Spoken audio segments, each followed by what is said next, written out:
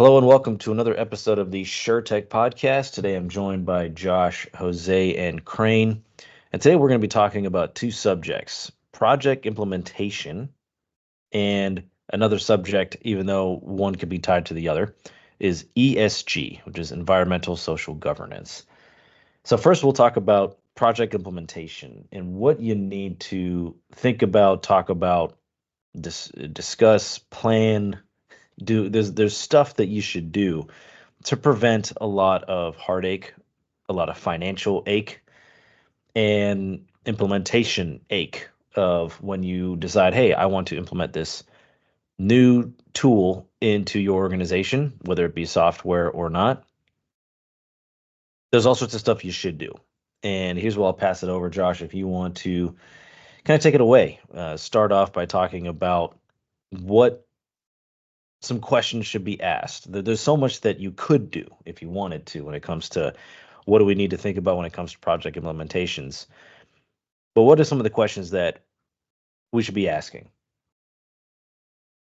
Yeah, thanks, Sid. This is something that I'm always preaching to people is to get, particularly us, information security specialists, your cybersecurity specialists, in early on a project.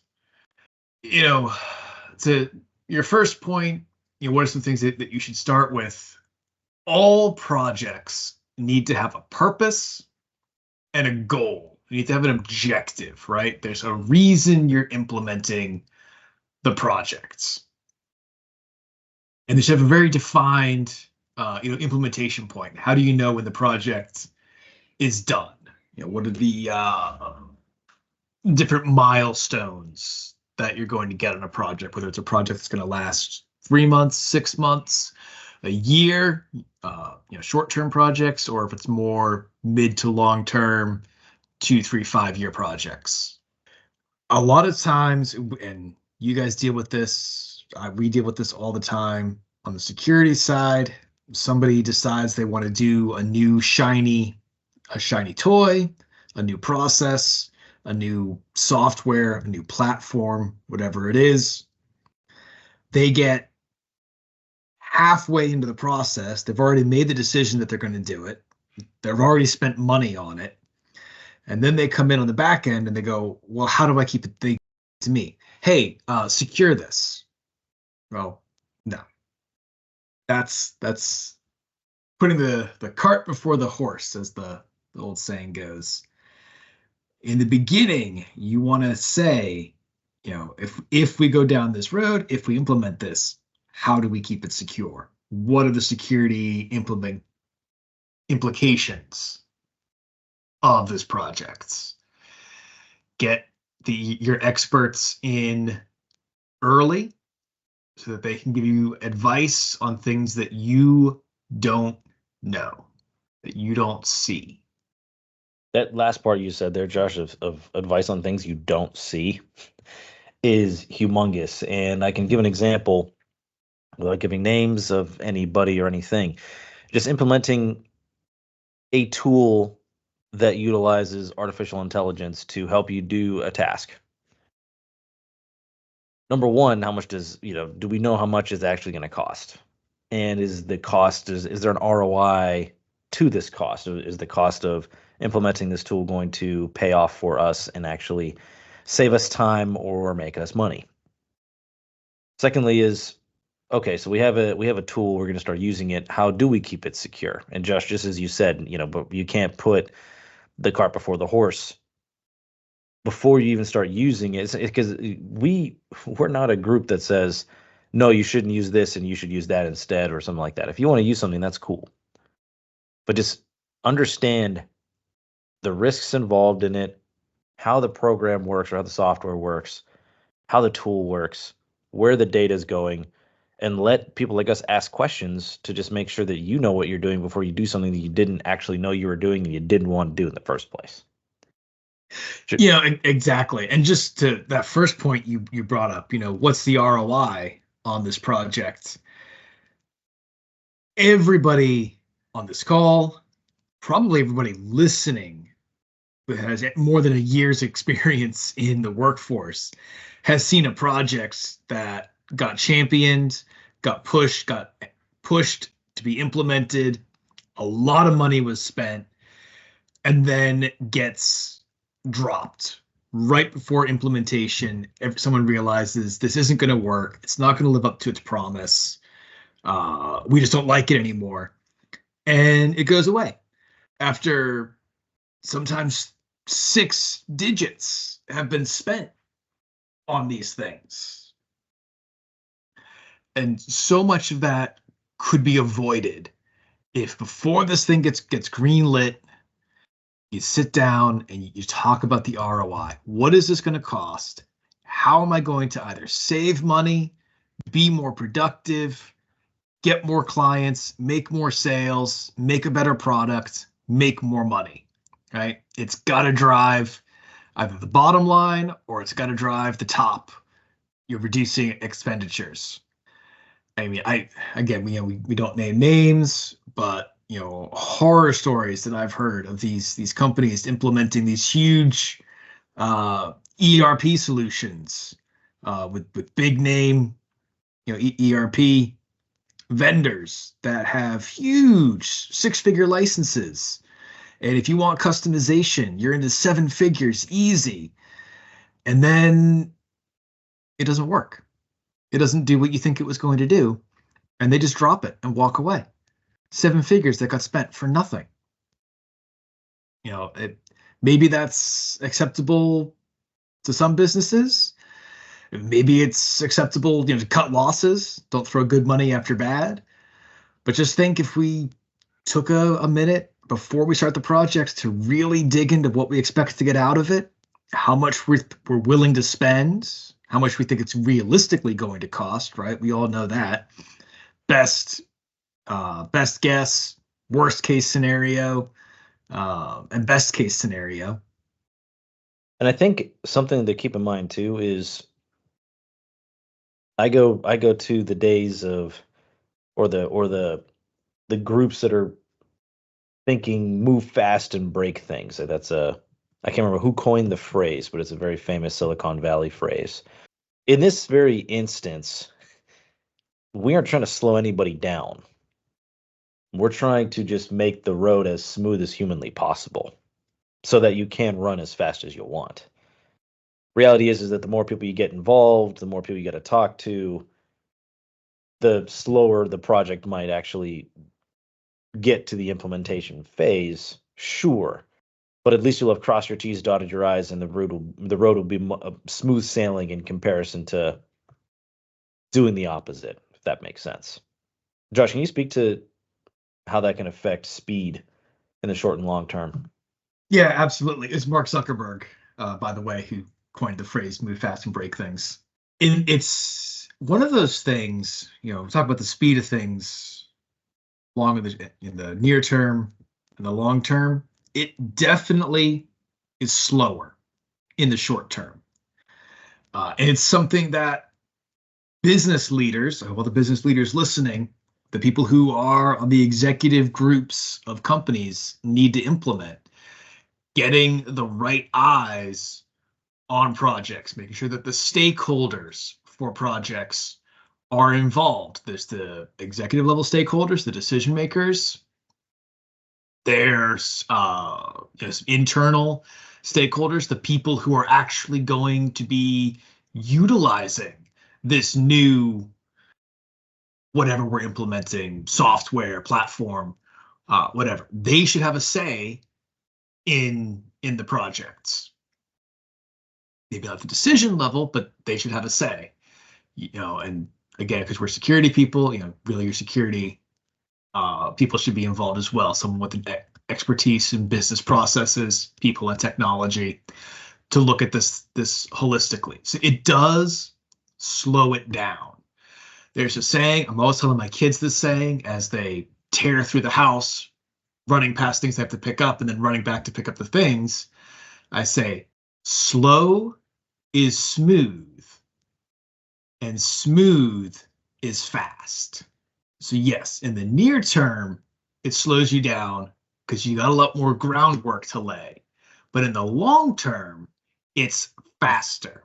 You're more likely to see snags, hiccups, pinch points before they come, more likely to be able to have time to plan and proactively act instead of reactively act to deal with issues that come up. You're more likely to only engage in projects with positive ROIs, with high likelihoods of success, and let other projects pass.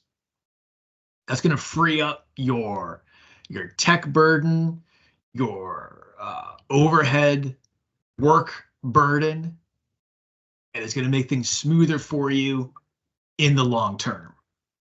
And yeah, that smooth road is positive ROI. I can't imagine, even though the road might not be smooth, but you can move as fast as you possibly can. In the beginning, that road will become super bumpy if in the long term the ROI is not there. Other people are asking questions of why we did this and that, who made this decision, and all the stuff that comes with all of that, I would say is a very bumpy road. Any other comments before we move on to ESG? No, I think that's about it. I think it's just something that anyone at any size business can implement. It's really the only thing that changes from a small, medium business to a larger business is the degree of complexity, the number of stakeholders potentially there. And then the stakes get higher, obviously. Bigger businesses have more money.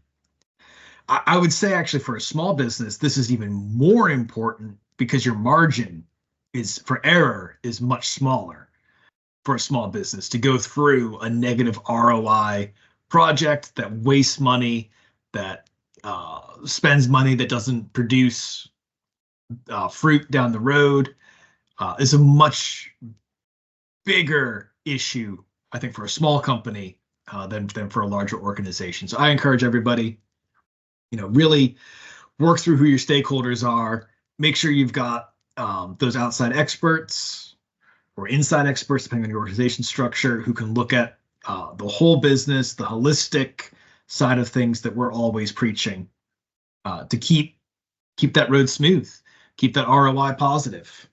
And on to our next topic, ESG, environmental and social governance.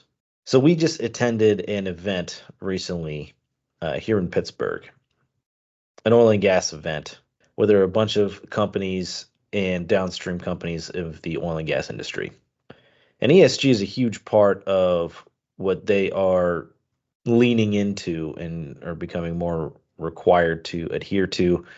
And it came up multiple times at the event with conversations that we would have with folks that would come up to our booth. And so we just decided that we would talk about it as a topic on our podcast. And especially when it comes to cybersecurity, is it a core part of ESG? It absolutely is. When you break down what ESG is, environmental, social governance, first off is governance. Cybersecurity is 100% a part of how you govern your company. Data governance and just everything involved in there. And Josh will get into that a little bit. Then there's a social side. You're protecting the data that you have of not just your employees, but customers or any customer data that you might have in there. That's privacy that leans heavily into your social responsibility. I want to leave the environmental part to the end of something that I had an epiphany about. But Josh, can you talk about governance and what that means? And please don't be shocked, everybody, if you've heard some of these things over and over and over again. It is just now coming to more and more of a forefront because of all of the data breaches that we have had in the past, I don't know how many years. Yeah, governance is getting a lot more explicit attention. The NIST Cybersecurity Framework version 2.0, which just released, I think it published in March, I want to say, added a whole new section that's exclusively governance.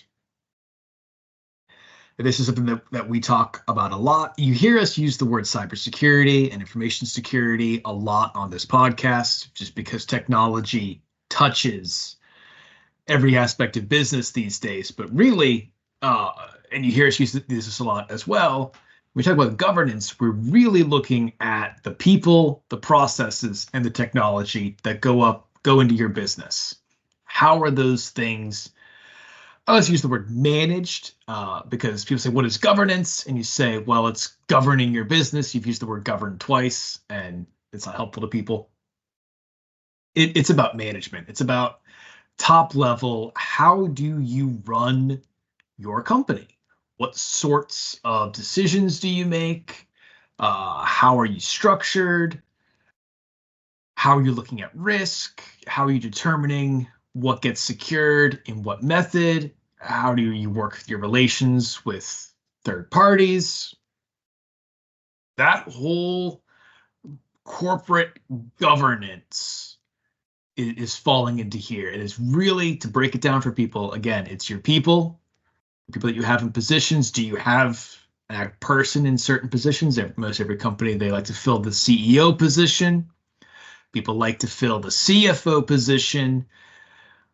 Chief Information Officers, CIOs, Chief Operation Officers, COOs, Chief Information Security Officers, CISOs, those get filled a little bit less, particularly in the small and medium business environment. But those are the people, right? And those positions, even if they're not explicitly labeled as such, somebody is doing that work, hopefully.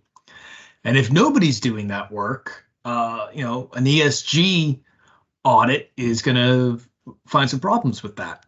This is something that, other frameworks with the ESG scoring, obviously, but there's other security frameworks that we've talked about. NIST, again, cybersecurity framework, big on governance. CMMC, NIST 171.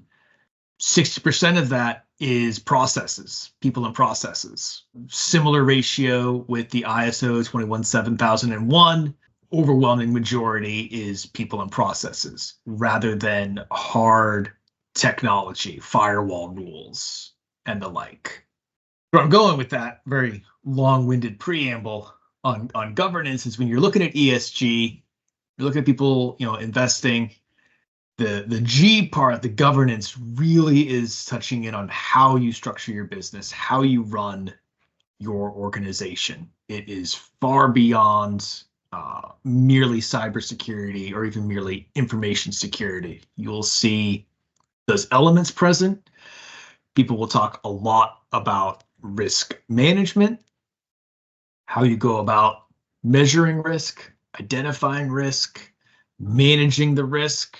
We've had a few podcasts on risk management. Just to touch on that, again, identifying the risk, then you either mitigate it, right? You make it smaller, you avoid it, you decide you're not going to go, allow that risk to be present in your company, transfer it, you get cyber insurance to cover it or something, or you accept it, right? So that's how that gets put into your organization, how your organization does this, whether it's formal, informal. This is all going into that governance score.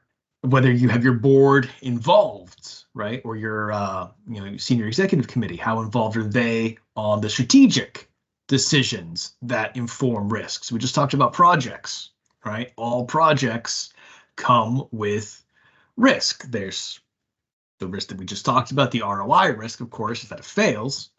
And then there's some people, processes, and technologies risks that they open you up to potential negative events. Cybercrime, cyber intrusion, ransomware, malicious employees, regulatory requirement issues, whatever the case may be. How's the company dealing with managing projects? How are you dealing with implementing these projects? Maybe I touched a little bit too high on the data security, the cyber risk side. Again, to get a little nitty gritty here on the governance deal. Again, we're looking at the board. Who's on the board? How do they get on the board? Right? Is it pay to play? Is there a vote? Is there shareholders? The shareholders get the vote. What are your metrics? How's the management structured? What's your company policy and values? right? What's kind of auditing do you have? Corporate compliance, third-party audits make a big appearance here. It's all about how you put together and run your organization, and that's going to be the board and the executive committee. Every once in a while, I come across an organization. I say, how's your board work? Oh, you pay money, and then you're on the board. That's just how it is. It's pay to play. Other ones, there's an election. You stand for so long, and then you're off. You can't be on the board. So many terms in a row, right? These are the nitty gritty things that governance is going to be digging into. And with that, for me to segue into the other stuff, I think something to also keep in mind when you're thinking about all this stuff is ROI. Think about this. Whenever another firm is considering buying your firm, the likelihood of a cyber breach has to be considered when buying a firm. Because if another firm buys your firm at a certain number, and we can use the words of shares, and let's say they buy your firm and your firm is at $20 a share, and after a breach it's now $15 a share. That's not great. And so more and more companies are going to be looking into the governance, how you govern your company, especially from a cybersecurity perspective. And so that's going to be huge when it comes to the valuation of your company. And Josh, do you have any comments on that before I get into some of the environmental stuff? Yeah, you touched on mergers and acquisitions, and I see these companies. No offense to any listeners, I hope that you're not in this camp. I see these companies. They've got a profitable business.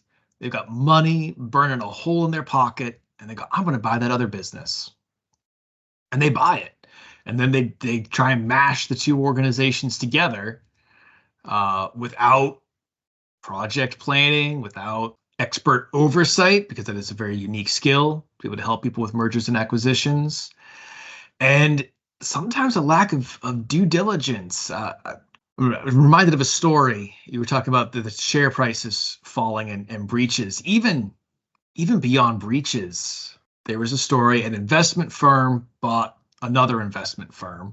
They're investment firms, right? So investment firms do what? They give out loans.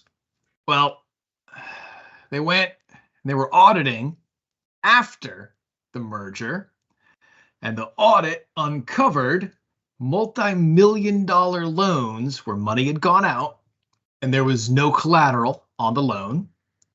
It existed. It was all faked. The loan holdees didn't exist. It was faked. Huge scandal on this merger. It was, see if I can, what detail I can give that doesn't give away too much information. It was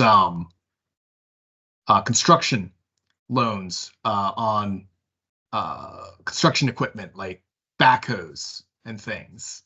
And there was fraud. People were recycling the same backhoe photograph for multiple loan applications. Millions of dollars.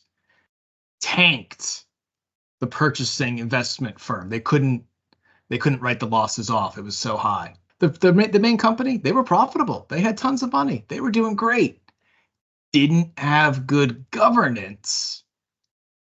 And they, through a merger of buying a very bad asset that they got stuck with because of the way they put it together, took the parent company down. And again, maybe I'm beating a dead horse here, but when we talk about how organizations are structured, how you go about merging and acquiring organizations, the other, like these guys ended up with a poor ESG score, right? Other investment firms didn't want to touch it with a 10-foot pole because their governance wasn't where it should be. And to round off the topic here, I know I touched upon social, which has everything to do with your data privacy and data privacy laws. Data breaches, Josh has already gone there on how you govern is going to help prevent data breaches. The other thing I want to talk about is just the environment, the E. In the beginning of ESG, cybersecurity really didn't touch the E, though I really shouldn't say it that way. I should say that folks didn't think that cybersecurity touched the E, where it actually does. And especially, I can paint an example right now. There are articles that have been floating out there for over a year now talking about how AI is, how much power AI consumes.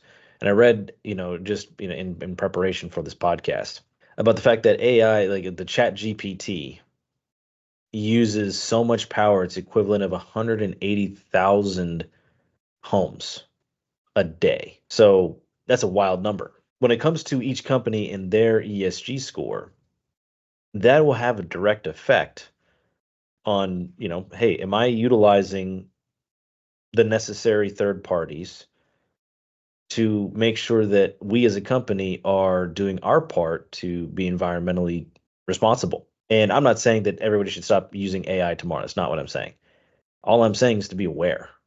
It always goes back to that whole idea of understanding what you have, what you want to use, how you want to use it, and how it's going to potentially affect everything else. Thanks for watching another episode of the SherTech Podcast, InfoSec with the Three Hacketeers. If you got value out of this episode, please hit the subscribe button below and hit the like button. And for extra credit, hit that little bell so you get notifications anytime we post on YouTube. If you want to get in touch with us, if you have a question, if you have a topic you want to discuss, please leave a comment in the comment section down below, or you can email us at info@sharetechnologies.com, and we'll see you on the next one.